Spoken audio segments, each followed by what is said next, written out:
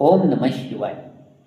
श्री शिवकवच याच्या उपासना फलश्रुतीबद्दल आपल्याला फार शंका असतात आणि ते वाचून काय फायदा होईल का याबद्दल आपण अनेकदा शंका विचारत असतो, गुगलवर सर्च करत असतो. श्री शिवकवच हे अत्यंत प्रभावी असं स्तोत्र आहे.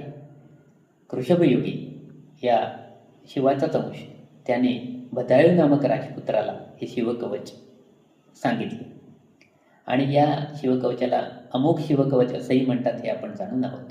या शिवकवचाचे पठण कसे करावे अशी वारंवार आपल्या मनात शंका उत्पन्न होत असते. तर त्याचा एक सोपा पद्धत, मी अगदी सोपी पद्धत तुम्हाला समजून सांगणार आहे. आपण प्रातः सकाळी शुचिर्भूत होऊन एका शिवाच्या तसबिरीसमोर जर बसलो तरी तिथे एक उदबत्ती लावली, एक जपमाळ आपल्या घरी असतेच, 108 वेळा ओम नमः शिवाय या मंत्राचा आपण जप करावा आणि त्यानंतर आपण लावलेली उदबत्ती असते त्याची जी रक्षा असते ती आपल्या कपाळी, कंठस्थानी, हृदयस्थानी आणि नाभी लावावी आणि आपण शिवकवचाच्या वाचनास प्रारंभ करावा.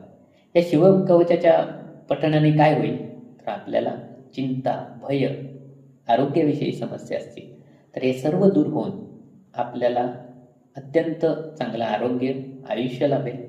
आपल्या सगळ्या भयचिंता दूर होतील आणि याचे नित्यपठणाने आपल्या शरीराभोवती एक कवच निर्माण होईल आणि याची सूक्ष्म अनुभूती प्रत्येकाला येईल.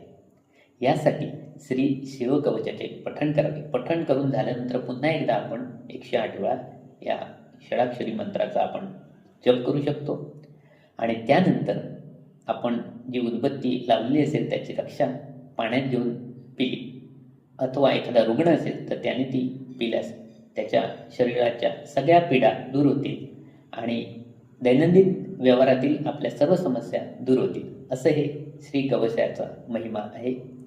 ओम नमः शिवाय.